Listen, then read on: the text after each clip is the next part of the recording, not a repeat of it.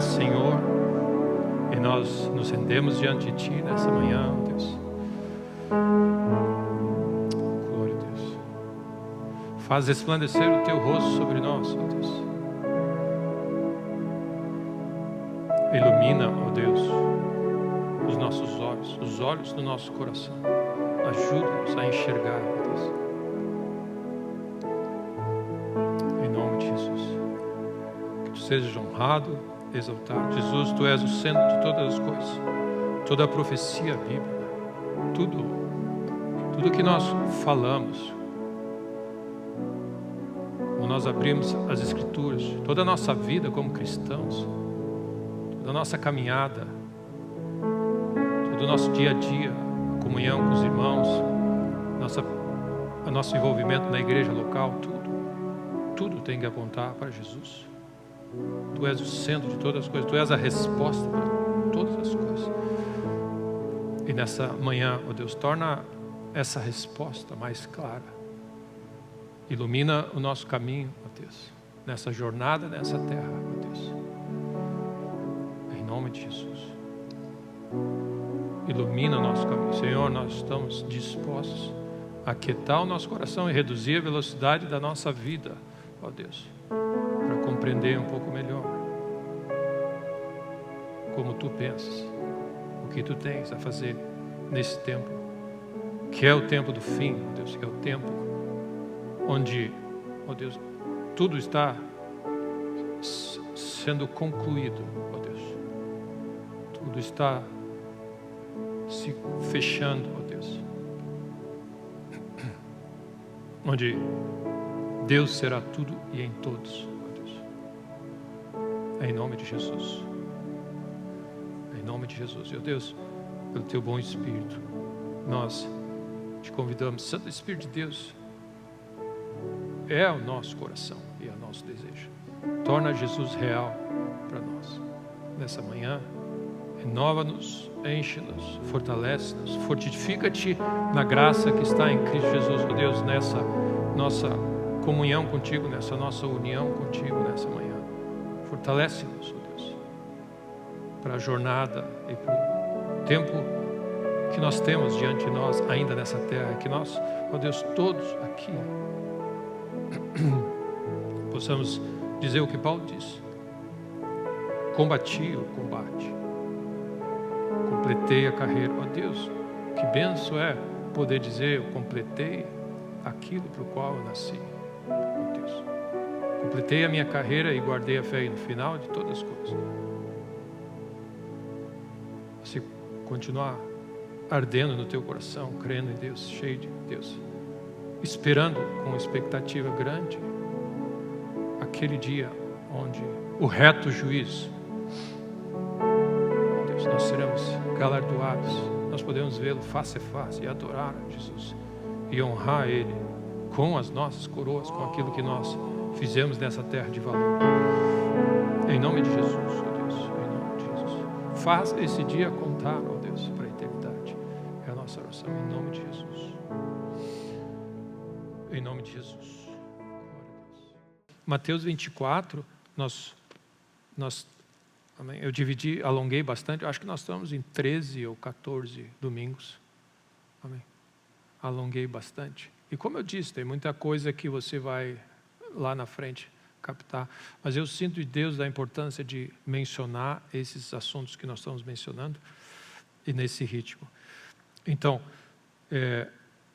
Mateus 24, vamos ler Mateus 24, versículo 14, onde nós fizemos toda aquela primeira parte, nós lemos e aí diz assim: será pregado este evangelho do reino por todo o mundo, para testemunho de todas as nações. Então virá o fim. Lembra, meu irmão, este evangelho. As pessoas, existe um dos desafios desse tempo do fim de grande engano, é outro Jesus sendo apresentado, outro evangelho sendo apresentado e outro Espírito sendo apresentado. Então, nós estamos falando desse evangelho. O evangelho, que é o poder de Deus para a salvação, é a mensagem que Paulo recebeu de Cristo, o evangelho da cruz. Esse é o evangelho que salva e transforma, e nós precisamos, o que Deus quer, pessoas que são transformadas pelo Evangelho de Cristo, vivem o Evangelho e proclamam o Evangelho. Quando nós confrontamos e recebemos o Evangelho de Cristo como ele é, e meu irmão, o Evangelho de Cristo, ele é o Evangelho que você recebe aos pés da cruz. Essa é a imagem da sabedoria de Deus, como Deus operou, o que ele fez por nós. É impressionante que ali, Deus, num movimento só, essa é a importância que você dá para esse texto. Se eles soubessem o que aconteceu ali está o amor de Deus expresso, ali está a bondade de Deus expressa, ali está a justiça de Deus expressa, ali está a sabedoria de Deus, tudo numa representação só. Amém? E o Evangelho, esse Evangelho é o poder de Deus. Então, esse é o testemunho que nós precisamos dar, e é isso que o Espírito Santo de Deus faz. O Espírito Santo de Deus torna Jesus real para nós, em nós e através de nós. Essa é a função do Espírito Santo de Deus. Esse é o Espírito da profecia, é glorificar a Jesus. É apresentar Jesus. E, meus irmãos, a solução para as nossas famílias, para o mundo, não é política, nem econômica, é a cruz. Se chama, você se rende, é abaixar, é diminuir. Amém. As pessoas vão precisar se humilhar diante da poderosa mão de Deus. Porque elas vão enxergar que se humilhar diante da poderosa mão de Deus é enxergar a poderosa mão de Deus em operação. E é nesse lugar de rendição só que o poder de Deus pode transformar e salvar. E aí a Bíblia fala, então virá o fim. E nós falamos que esse evangelho será pregado a todas as nações. Nesse momento nós viramos um pouco uma mudança dramática, onde nós focamos na nação de Israel. Mas você pode também, eu queria só fazer esse detalhe, olhar que esse foco na visão de Israel, ele não deixa de cumprir esse versículo 14, porque a nação de Israel também é uma nação. Amém? E Deus, então, o que nós vimos, como vai acontecer? Que Deus quer salvar todas as nações, ou seja, o tempo dos gentios, a plenitude dos gentios vai chegar, e aí o que acontece? Israel vai ser salvo. Então é como se seja a última nação desse conjunto. Então está muito dentro, e aí virá o fim. Então, o objetivo final, o grande sinal da volta de Cristo é terminar a colheita de almas que Deus tem no coração. Deus tem os seus escolhidos. Deus tem um número. Lembra que nós lembramos? Deus tem um número. E a cronologia do tempo do fim não é só cronológica em termos de tempo, mas ela é moral em termos de arrependimento. A Bíblia fala que Deus, ele retarda a sua vida, não é que ele esquece ou está esquecido, mas ele é longânimo, ele é paciente, não querendo que ninguém se perca, senão que todos cheguem ao arrependimento. Existe, amém, quando esse número que Deus tem se completar, amém, o jogo termina. Todo o cenário, e isso é importante mesmo, todo o cenário do tempo do fim é em função da salvação das pessoas. Não faz sentido nenhum Deus continuar rolando o filme se terminou o objetivo que era salvar. Amém. Então Deus, na sua paciência, ele vai dar todas as oportunidades possíveis, porque ele é um reto juiz, e ele, amém, vai ficar claro que as pessoas que não se converterem, porque foram testadas, apresentadas opções, e resistiram, e disseram, não, nós não queremos. Okay. Terminou, Deus fechou, então o fim virá. Então, salvação está conectada com o fim. Okay? Salvação de toda tribo, língua, povo e nação, como nós já vimos. Então, ele fala desse abominável da desolação, e se você ler, é interessante, Daniel fala desse Jesus está mencionando, ele menciona Daniel, como Daniel escreveu. Amém? Jesus está profetizando de acordo com as Escrituras. Amém? Fazendo referência, está escrito. Amém? É impressionante como você vê o valor das Escrituras.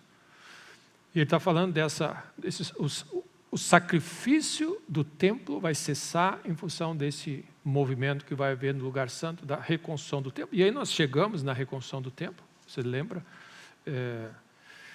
E aí, em função a importância ou a necessidade que existe do templo se construir para que esses detalhes que nós lemos ocorram. Então,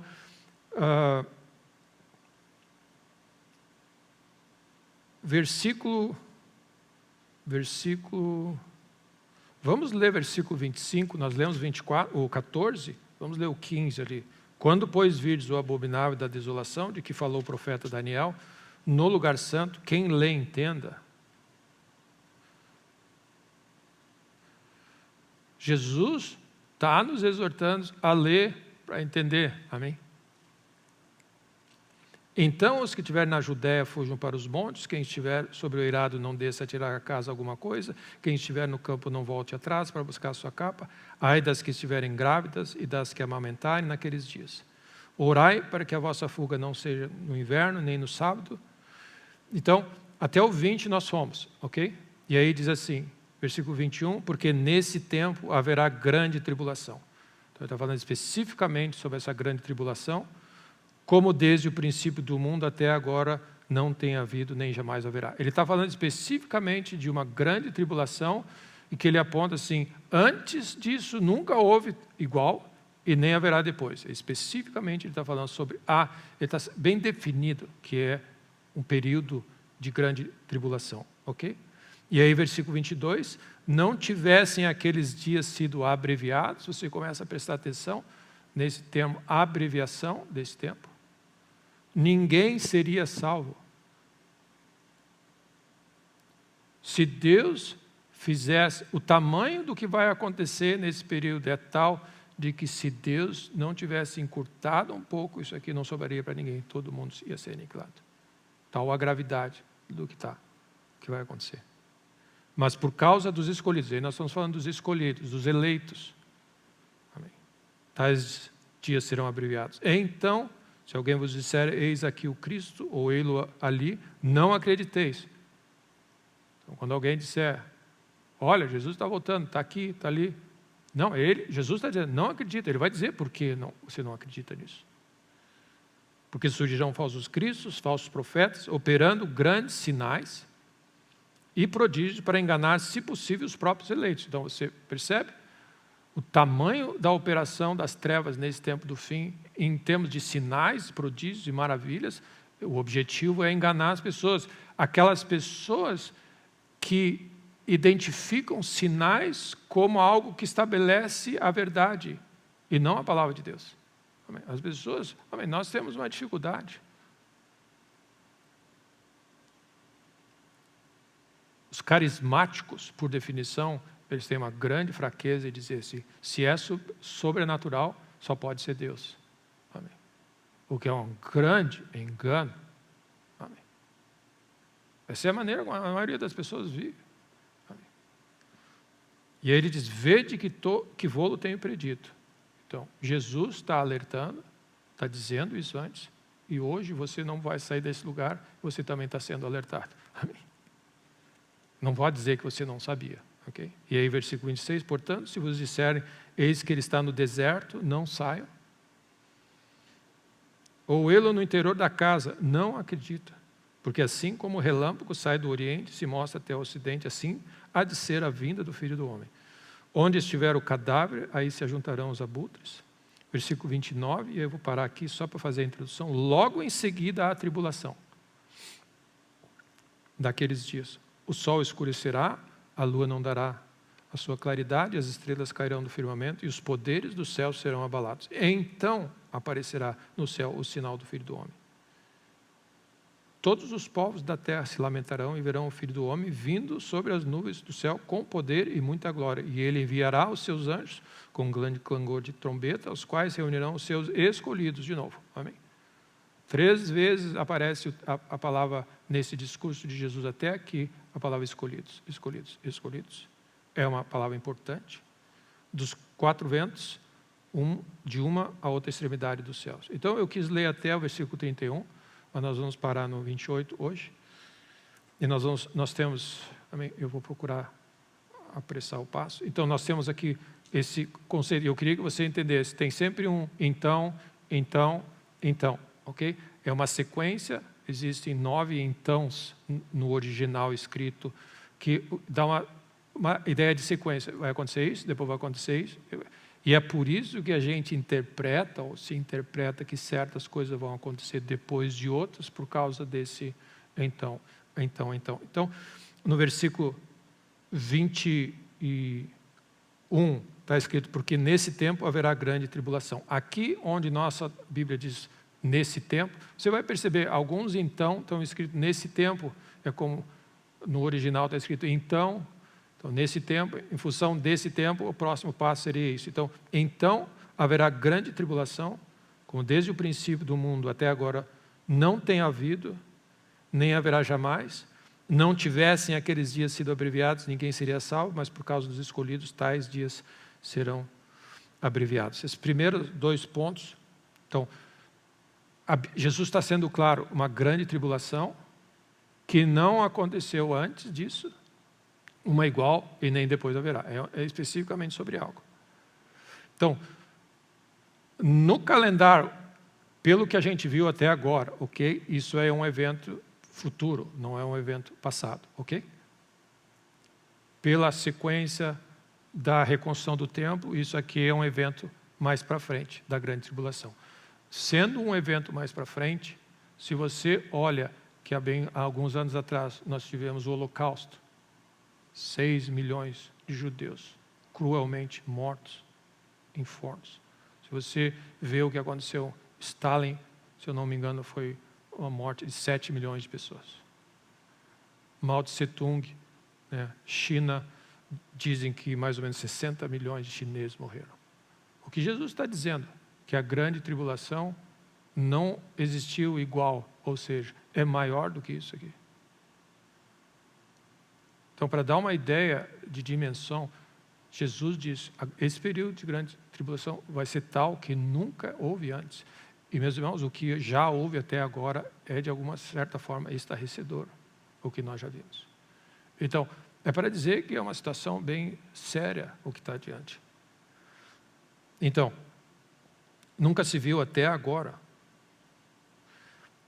E uma das coisas que as pessoas dizem no versículo 22 é que, alguns comentários dizem, não tivessem aqueles dias sido abreviados, ninguém seria salvo, como se assim, questionando o fato de que, vamos dizer, se Jesus se não fosse reduzido aquele período, como se assim, como é que você pode hoje dizer que ninguém seria salvo?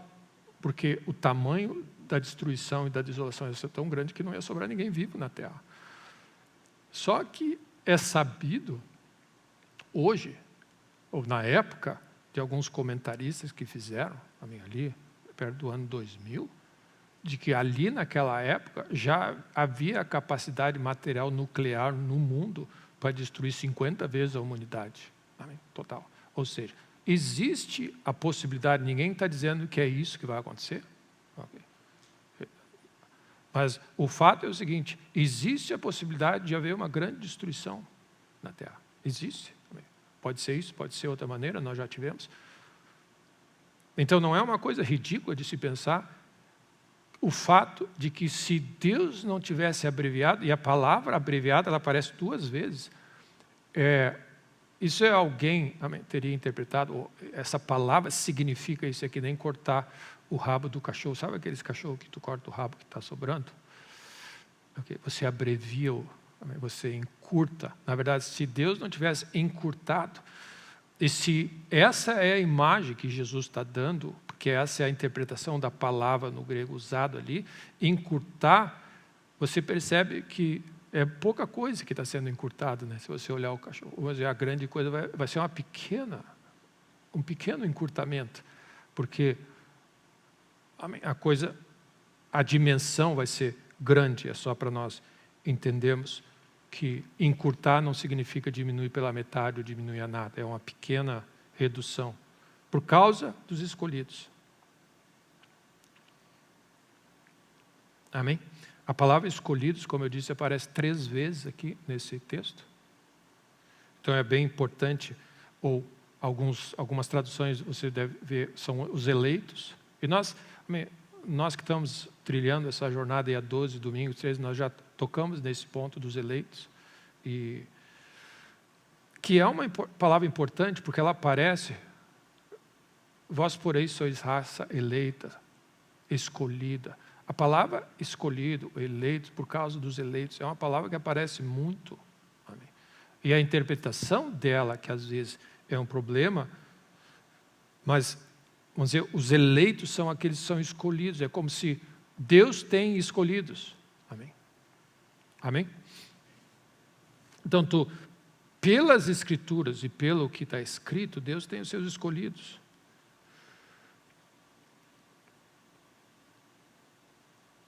Quem são esses escolhidos? Mas pelas Escrituras, é claro que Deus tem seus escolhidos. Efésios 1 fala, inclusive, assim como nos escolheu antes da fundação em Cristo. Nele, em Cristo, Deus nos escolheu em Cristo antes da fundação do mundo. Então, Deus tem escolhidos, e a medida é interessante. De novo, o que não está escrito, nós não podemos interpretar nem concluir, mas o que está escrito é o que eu estou dizendo: existem escolhidos desde antes da fundação do mundo, em Cristo Jesus, e quando esse número terminar, o fim acontece. Amém? Esse é o plano de Deus. Então, de alguma maneira, nós precisamos dizer, e era importante marcar isso, quem são esses escolhidos. Amém? E você precisa dizer, mas eu quero dizer para você, você está aqui, amém? Sentado na mesa do Senhor, querendo aprender e conhecer a voz de Deus. Você é um desses escolhidos. Amém? Essa é aqueles que foram escolhidos para serem salvos. Amém? Amém? Nós podemos ter essa ideia, nós não somos um acidente, mas parte de um plano eterno de Deus. Amém? E nós precisamos ser, de uma certa forma, existem essas teorias, ou essa linha dos presbiterianos, calvinistas, e sem entrar, amém, quem é quem nesse lugar, mas você precisa entender pelas Escrituras que Deus destinou pessoas, e o objetivo número 1 é que as pessoas sejam salvas. Amém? E se você confessa a Jesus como Senhor da sua vida nessa manhã, nesse lugar, você é um desses escolhidos. Amém? Mas você precisa confessar a Jesus como Senhor da tua vida e viver para Ele. Então, nessa manhã, o Evangelho do Reino está sendo pregado e está dando uma oportunidade para as pessoas.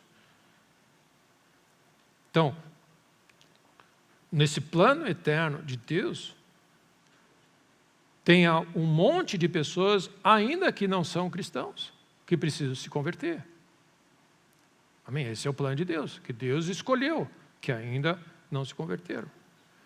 Então, lembra mesmo, nós não somos um acidente, Deus tem um plano nisso. E é importante mesmo, o Evangelho faz você se encaixar no plano de Deus. Deus escolheu, amém, para viver para Ele. Amém. Que isso mova o teu coração para viver para Ele. Amém? E experimentar e entender que Deus te ama e tem um plano para a tua vida. Amém? Não é hora de ficar andando por aí, amém, tentando um monte de outra coisa. Anda com Deus, serve a Ele. Amém? Entrega a tua vida para Ele e vive para Ele. Então, Deus conhece cada um daqueles ainda que vão entrar, e quando esse número chegar, termina. E Deus não vai descansar até que esse número, todos eles, de todas as línguas, tribos, povos e nações, sejam ajuntados, como é a grande colheita que nós vemos. Então, se você lembra o texto que nós falamos, essa é a razão que Paulo entendia de tal maneira esse texto que ele disse: por essa razão, tudo suporta por causa dos eleitos. Então, Paulo entendia, ele vivia em função dos eleitos, de ver aqueles que está em 2 Timóteo 2,10, por essa razão, tudo suporta por causa dos eleitos, para que também eles obtenham a salvação, que está em Cristo Jesus com eterna glória. Então, Paulo entendia, eu tenho uma missão de pregar esse evangelho, levar adiante o evangelho do reino de Deus, porque Deus tem muitos escolhidos nessa cidade ainda. Amém? Deus tem muitos escolhidos nessa cidade ainda. E Deus quer transformar a nossa vida, quer quer posicionar você de tal maneira para que essas pessoas, elas só vão tocar nas coisas de Deus, no plano de Deus, de entrar nessa arca gloriosa, se elas forem apresentar o Evangelho, o verdadeiro Evangelho de Cristo, não o Evangelho aguado e moderno que está sendo apresentado, onde as pessoas se juntam a uma igreja, mas nunca se converteram ao senhorio de Cristo. Amém? E muitos estão sendo enganados. Amém? Então, Paulo tinha essa visão. Deus tem os seus escolhidos em todas as épocas, em todos os momentos, e nós temos uma função de pregar o Evangelho. Esse é o nosso propósito da nossa vida. Porque depois que o Evangelho for pregado em todas as nações, o fim virá. Então, a igreja e nós como cristãos somos as únicas pessoas ou entidade nessa terra que pode apressar a vinda de Cristo, ou pode mover nessa direção. Então é como se Paulo disse, eu estou disposto a fazer qualquer negócio, o que for necessário, suportar qualquer coisa, para atingir esses escolhidos. Amém?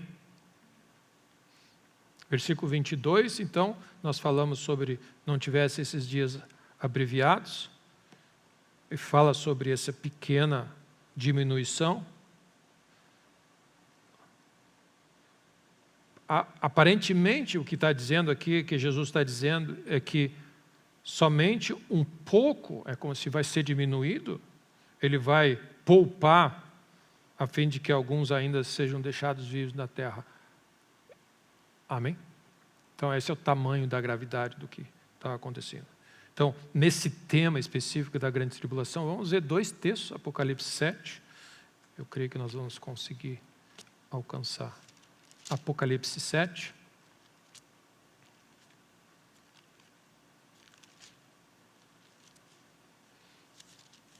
É claro que me parece bastante comida, bastante coisa. Depois a ideia é você processa em casa, ok? Rumina. Esse é o objetivo. Apocalipse 7, versículo 13. Lembra que nós já citamos a parte inicial, versículo 9, é uma visão que João está tendo, e ele, além de ver aqueles santos e salvos de toda tribo, língua, povo e nação, versículo 13 diz assim, um dos anciãos tomou a palavra dizendo, estes que se vestem de brancos, quem são e de onde vieram? Então, respondi-lhe, meu Senhor, tu sabes. Então, ele me diz, são esses os que vêm da grande tribulação. Especificamente, tem algumas pessoas que estão vindo da grande tribulação, ok? Se vestem, lavaram as suas vestiduras e as alvejaram no sangue do Cordeiro.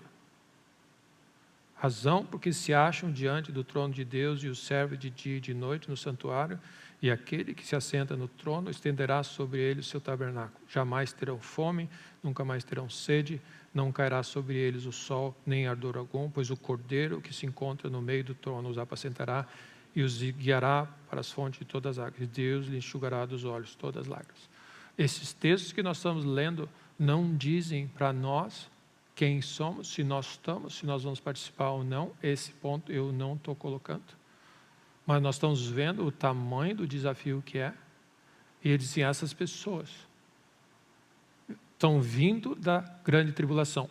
Algumas traduções ou alguns intérpretes das Escrituras entendem que João estava vendo essas pessoas chegando da grande tribulação. Amém.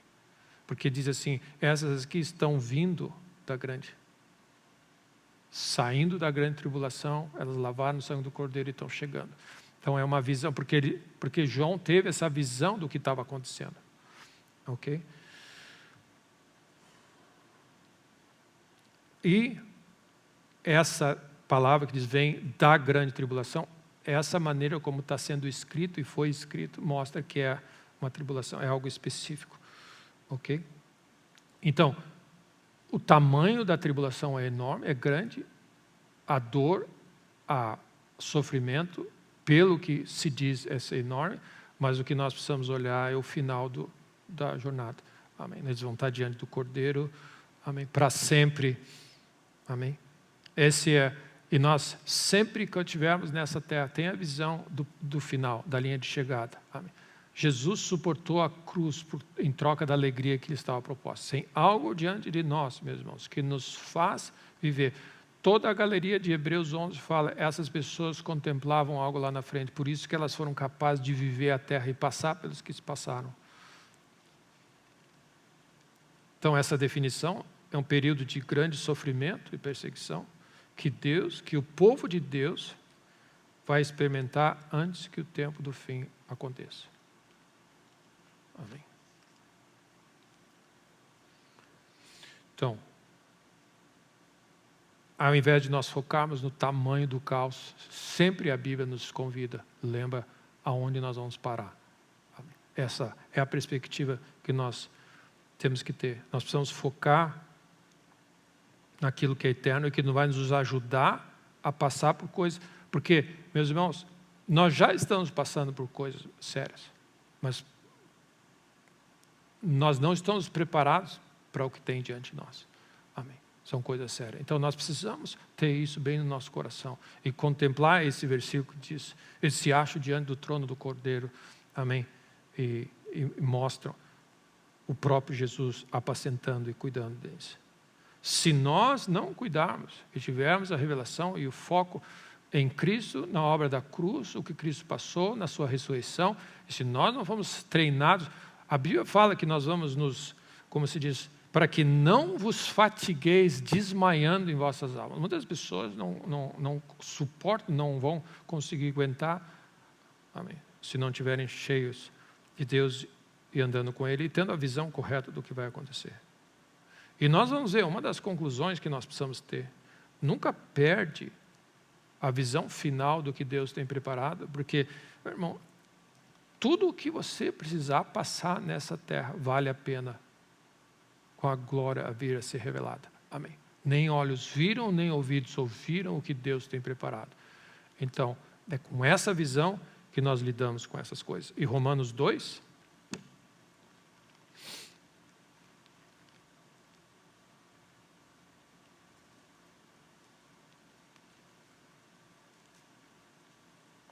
é mais algo para nós pensarmos, de acordo com as Escrituras, que eu não sei quanto a vocês, mas a minha experiência sempre foi essa. Essa foi a minha história quando eu me converti.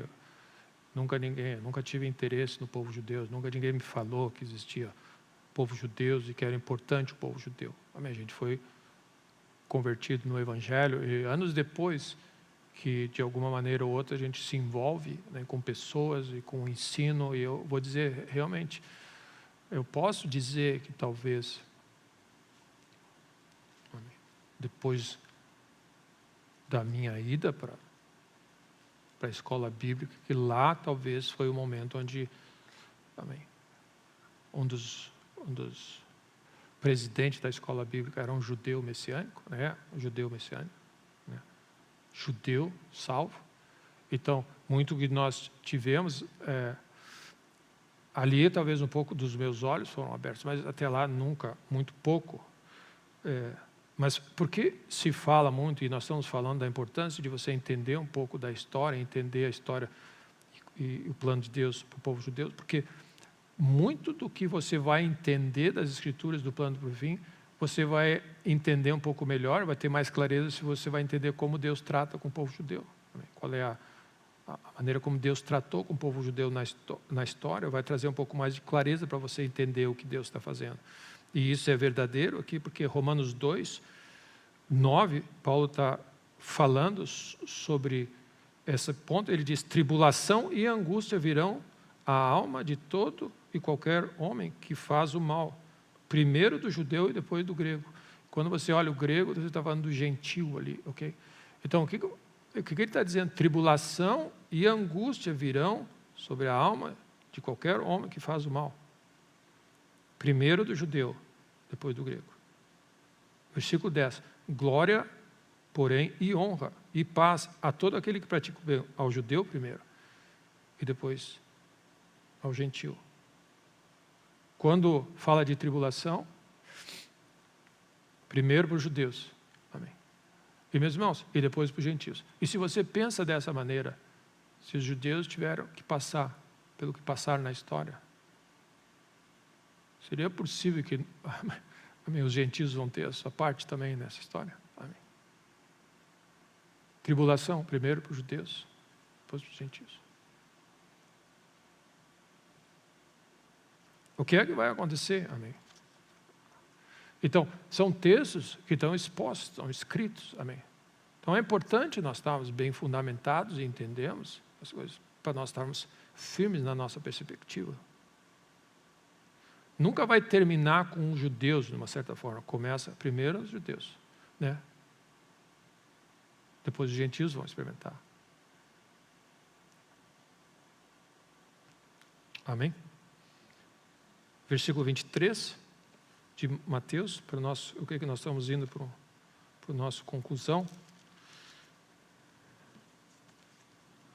Então, alguns pequenos comentários eu fiz sobre essa grande tribulação, ou a tribulação. Versículo 23 diz assim, então, mais um então. Ou seja, você percebe? Depois aqui, é então. Se alguém vos disser, eis aqui o Cristo, ou ele ali, não acrediteis. Porque surgirão falsos cristos, falsos profetas, operando grandes sinais e prodígios para enganar, se possível, os próprios eleitos.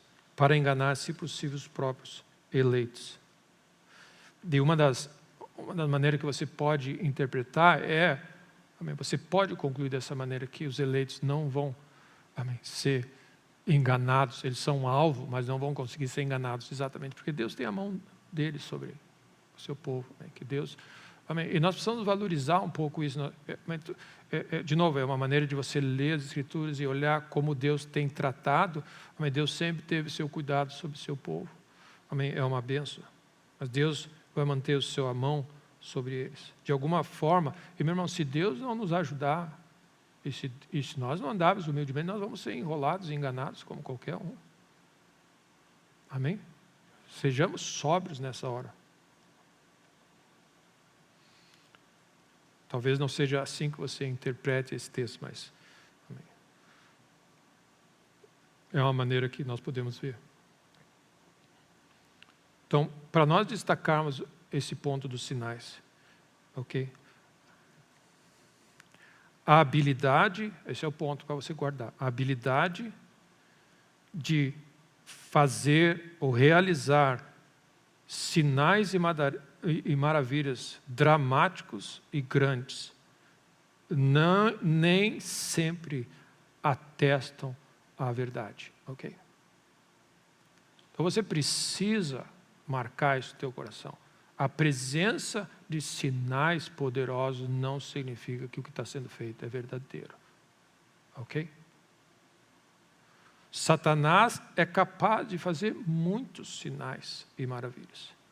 E como eu disse, os carismáticos tendem a ter esse sentimento. Se é sobrenatural, só pode ser Deus. Não é verdade. E meu irmão, esse não é verdade. E você tem que registrar isso no teu coração. Amém? A verdade só existe uma só. Jesus, quando orou em João 17, ele diz, Senhor, ele orou ao Pai, santifica-os na verdade. A tua palavra é a verdade. Nós baseamos, e meus irmãos, eu volto para aquela realidade, nós baseamos a nossa vida não em sinais e maravilhas, mas na palavra de Deus. Amém? E na maturidade da igreja local que vem a testar, essa é a razão, porque precisa ser testado. Amém? E uma das coisas que você pode lembrar, um exemplo, é quando Paulo foi a Filipos pregar o evangelho e aparece uma adivinhadora, uma menina, que você pode dizer assim, que ele estava dizendo, ei, vocês, pregadores do evangelho, amém, que representam o Deus vivo, que vieram anunciar a palavra de Deus, a menina, amém, ninguém sabia disso, a menina estava tendo uma palavra de conhecimento satânica, vamos dizer assim, amém, ela estava adivinhando, falando uma verdade, a menina aquela, Atos 16, ela está falando a verdade, e a Bíblia fala que ela era possessa de um espírito adivinhador. Um dos grandes desafios que nós temos hoje no ensino e na maturidade da igreja, como todo, as pessoas, elas estão errando ao achar que profecia é adivinhação. E é interessante como o ser humano gosta desse negócio. Amém? Só para ser um pouquinho, amém? Ser um pouquinho, amém? Só para relaxar um pouquinho. É o povo da Copa, que na Copa tal descobriu quem era o vencedor da Copa. Hoje acho que tem um gato, se eu não me engano é um gato.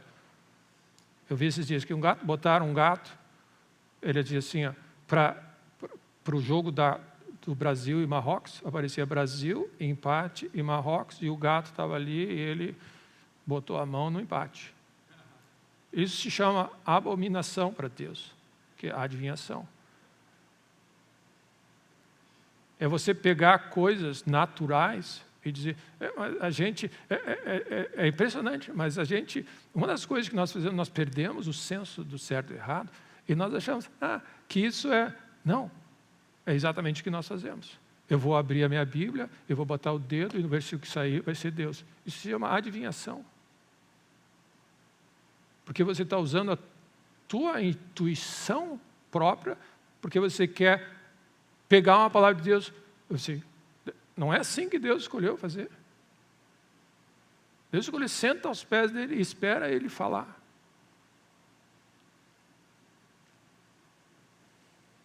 Adivinhação. Uma das grandes furadas no meio carismático foi que condicionaram, tem uma profecia que se espalhada, que se um time de futebol americano ganhasse aquela versão, Deus ia estar liberando 1 bilhão de almas no mundo. Condicionando um jogo, porque os números batem com o versículo tal, acontece. Quanta coisa é feita assim nas Escrituras, na nossa vida, porque nós estamos criando profecia, criando coisas. Amém? Hoje é dia 19, 21 de julho. Salmo 21, 7 vai ser uma palavra de Deus para mim.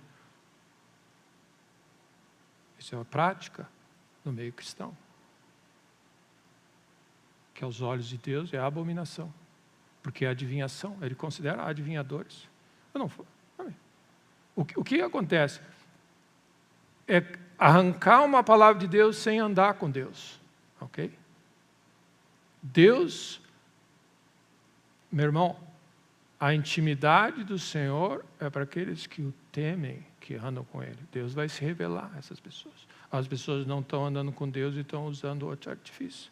Amém. No passado, Saul consultou a feiticeira, para saber o que acontece. Então, o que isso significa? Existem poderes das trevas.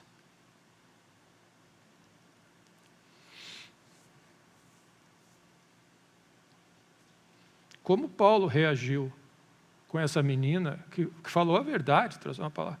Amém. Ela avisou os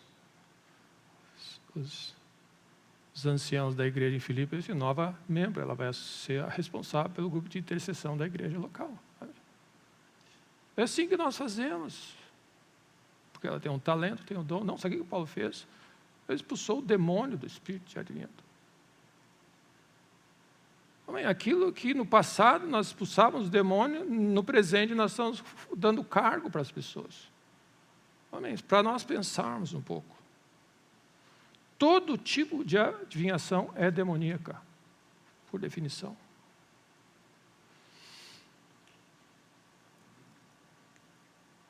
Então, qual é o objetivo de Satanás usar esses meios de adivinhação na nossa vida e falar uma coisa que é verdade? Qual é o propósito do inimigo de fazer isso? Você falou uma coisa que é verdade. Para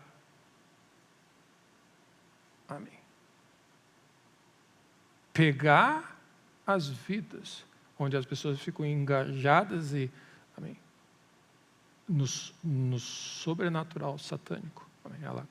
Ele cria uma entrada nas pessoas, onde a pessoa gosta. E no fundo, sabe o que acontece? A pessoa vai sendo preparada e moldada para o anticristo, que é o objetivo. Os sinais da mentira, os grandes sinais que o inimigo vai fazer, é para seduzir as pessoas para o lado deles. Só existe uma, meu irmão, uma garantia verdadeira do que é a verdade que Deus nos deu. Essa é a importância que você vai perceber. A palavra de Deus é a única verdade que nós temos. Leia a tua Bíblia, meu irmão. Amém? E não inventa. Então é um alerta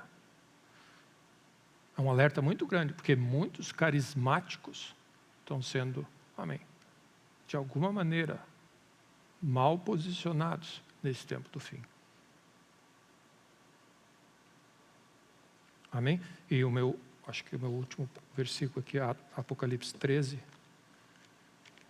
Estamos indo bem, uns 5 minutinhos mais a gente conclui. A palavra de Deus é que testa a nossa vida, ok, meus irmãos? Por isso que eu dizia, mas eu sinto, mas é importante. Eu sei que nós estamos tomando um pouco de tempo hoje.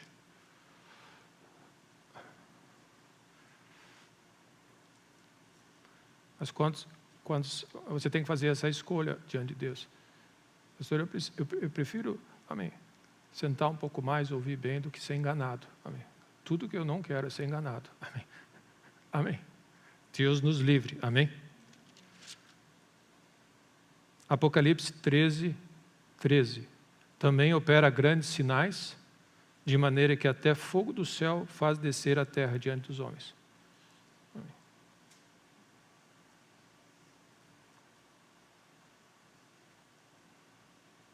Esse homem, aqui no livro de Apocalipse, é capaz de fazer descer fogo do céu. Amém? Amém?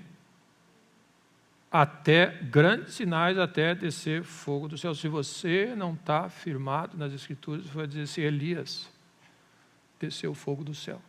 É isso mesmo.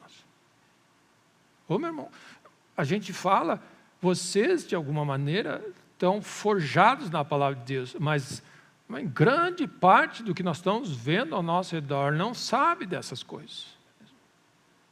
E são facilmente enganáveis. Ele diz assim, e aí o que ele diz? Seduz os que habitam na terra, enganam os que habitam sobre a terra, por causa dos sinais que lhe foi dado executar diante da besta, dizendo aos que habitam sobre a terra que façam uma imagem à besta. Ou seja, o que é o objetivo? Eu vou fazer sinais e maravilhas para enrolar você e para dizer, façam sinais à besta. E as pessoas vão fazer isso. E como também um comentarista escreveu, disse assim, eu não vi até hoje ainda nenhum pastor carismático fazer desse fogo do céu. Amém. E as pessoas vão dizer assim, e olha o que acontece, as pessoas estão analisando coisas, amém, mas estão totalmente longe do que a palavra de Deus nos ensina. Então, essa pessoa fez um grande sinal, uma maravilha, e ele era um servo de Satanás. Então, o que nós precisamos entender para nós irmos concluindo? Não acredita simplesmente nos sinais, ok? Existem muitos e muitos sinais que são usados para confirmar a verdade da palavra de Deus. Mas a verdade de Deus não é estabelecida pelos sinais, ela é estabelecida pela palavra de Deus. Os sinais não estabelecem algo como verdadeiro, a palavra de Deus declara como verdadeiro. Ou seja, como Jesus disse, que eu falei, a tua palavra é a verdade. É só o que você precisa saber, a palavra de Deus é a verdade. Então, qual é o grande teste da nossa vida, se nós estamos sendo enganados ou não? Meu irmão, quando você ama as Escrituras e está lendo a palavra de Deus. Porque a pressão desse tempo do fim, em termos de dor, sofrimento, pressão onde as pessoas vão dizer assim, não pode ser Deus, e isso aqui só pode ser Deus. Amém? Imagina a confusão que é. O evangelho, que muitas vezes é pregado de conforto, tudo vai dar certo, tudo é bom, sem dor, sofrimento, sem pressão nenhuma, sem adversidade, sem perseguição. Você diz assim, e é prosperidade, conforto e tudo que eu quero. E aí você diz assim, quando alguma pressão houver, algum desafio vier, não pode ser Deus. E quando um sinal desse maravilhoso, só pode ser Deus. Então, é um prato cheio se você não tiver fundamentado, bem fundamentado nas Escrituras. Deus, e a palavra de Deus é a verdade. Qualquer coisa contrária à palavra de Deus não é verdade e não é de Deus. Qualquer coisa que você não tiver base bíblica no que você está fazendo, não é de Deus. Essa é a grandeza, meus irmãos, e a beleza da proteção que nós temos por ter esse livro. Amém. Quanto amo a tua lei. Amém? Nós somos moldados por essa realidade. E aí Jesus fala no versículo 25, como eu disse, meus irmãos, 2 minutos a mais, vamos concluir. Volta para Mateus 24.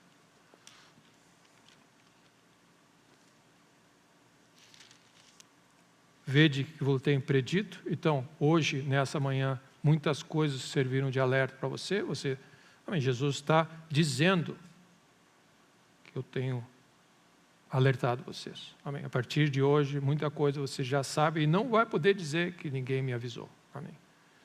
Versículo 26, portanto, se vos disserem, eis que ele está no deserto, não saias, e no interior da casa não acrediteis. Por que Jesus está dizendo isso? Por causa do versículo 27. Porque vai ser o evento mais público possível da história. Então, quando alguém disser, olha, Jesus está ali no deserto, não, todo olho vai ver. Não vai atrás desses. Olha, ele está lá não, todo olho o verá. Amém? A Bíblia fala, por quê? Porque vai ser como o relâmpago sai do Oriente e se mostra até o Ocidente. Assim será a vinda do Filho do Homem. Em Apocalipse nós lemos, todo olho o verá. Como isso vai se dar, meus irmãos? Esse é um mistério. Amém. A Bíblia fala que Jesus vai descer das nuvens sobre o Monte das Oliveiras ali, né? Como eu vou olhar daqui e vou saber isso? Amém. A Bíblia diz que todo mundo vai olhar. E ele está dizendo, não vai ser um evento extremamente público, que você não pode cair nessa história que o Messias chegou e ele está lá e você tem que ir até o lugar porque você não viu. Todo mundo vai olhar. Até aqueles que o transpassaram, a Bíblia fala, que você vai ver. Então, algumas ideias de que o arrebatamento vai ser uma coisa secreta, que não vai acontecer, isso também é uma coisa que tudo, vamos dizer, a palavra que menos descreveria esse evento é secreto, amém? Porque é o evento mais público possível. Talvez seja o evento mais público que nós vamos ver no planeta, é a volta de Jesus. Amém? Glória a Deus, e esse dia vai ser glorioso. Amém? E nós vamos sendo preparados para esse encontro e, amém, proclamando o Evangelho. E aí, para a gente concluir, aparece esse último versículo aí. Onde estiver o cadáver, aí se ajuntarão os abutres. Amém? Que maneira de terminar, de chegar. Onde estiver o cadáver, aí se ajuntarão os abutres. Eu creio que todos nós já vimos, ou por filme, ou na realidade, como um abutre opera. O abutre espera a morte. Ele fica circulando. Ele vai se juntando, ele espera o último suspiro, o último espasmo de vida que existe lá, e aí ele desce, e ele vai até, amém, a primeira coisa que ele pega normalmente é os olhos, amém, esse é o que o abutre faz. Então, eu concluo com esse versículo. O que é que Jesus pode dizer? Aí agora eu vou dizer o que alguns interpretam esse texto. Ok? Então, eu não estou afirmando que mas eu estou dizendo uma das hipóteses, e pode ser uma teoria bem interessante, e que isso se inclina à maneira como as pessoas vão se relacionar, porque como ele está falando do povo de Israel, de Jerusalém, como a maneira como as pessoas vão se relacionar nesse final do tempo com a cidade de Jerusalém. Amém? É como se hoje, você pode até dizer, todos os abutres desse mundo estão de olho naquela cidade. Amém? Então, amém, é uma interpretação que pode não ter essa base, não pode ser isso que Jesus não esteja falando, mas a verdade é essa. Amém? Se você pensar bem, amém, Os Estados Unidos estão de olho naquela cidade. Os muçulmanos estão de olho naquela cidade. A comunidade europeia está de olho naquela cidade. A Rússia está de olho. A China está de olho. Os muçulmanos estão de olho. O Papa está de olho naquela cidade. Amém? A cidade é o centro de todas as coisas. Amém? E muita coisa encerra ali. Então, meus irmãos, amém. Pode não ser isso, mas com certeza, talvez possa ter outro texto que confirme essa realidade. Amém? Então, glória a Deus. E aí, logo em seguida, a grande tribulação, nós vamos ver especificamente o aparecimento de Jesus. Vamos ver se domingo que vem nós concluímos. Glória a Deus. O que você pode tirar de tudo isso? 2 palavras que eu tenho insistido: te prepara e proclama. Te prepara para a volta de Cristo, e ao você se preparar, proclama o Evangelho. Seja uma bênção. Amém? Então, Senhor, nessa manhã, eu queria, ó Deus, de coração, mais uma vez te agradecer por ter nos trazido até aqui, ó Deus. Ó Deus, que bênção é poder ter a ideia de saber de que o Deus do universo quer falar conosco e revelar algumas coisas para nos ajudar a viver nesse tempo. Deus, nós nos sentimos grandemente abençoados, ó Deus, honrados. É um privilégio, ó Deus, tu ter nos escolhido. Deus, muito obrigado por tão grande salvação. E nós oramos, ó Deus, que essas palavras gerem em nós sobriedade, que essas palavras gerem em nós, ó Deus, foco na nossa caminhada, decisões, ó Deus, que Jesus, ó Deus, comece a se tornar cada vez mais real pelo Teu Espírito na nossa vida, e nós sejamos daqueles que estão com as nossas vasilhas cheias, porque quando nós ouvimos a voz do noivo, nós vamos estar prontos para encontrar com Jesus. E, ó Deus, unge-nos com esse coração, ajuda-nos a remir o tempo, ó Deus, e dá-nos a graça de, como Paulo dizia, a disposição de fazer o que for necessário, em nome de que o Evangelho chegue até aqueles que Tu tens escolhido, Deus. Fortalece cada um de nós, renova-nos, clareia a visão, ilumina o nosso caminho nessa semana, ó Deus. E nós vamos Te dar sempre a honra e sempre a glória. Em nome de Jesus.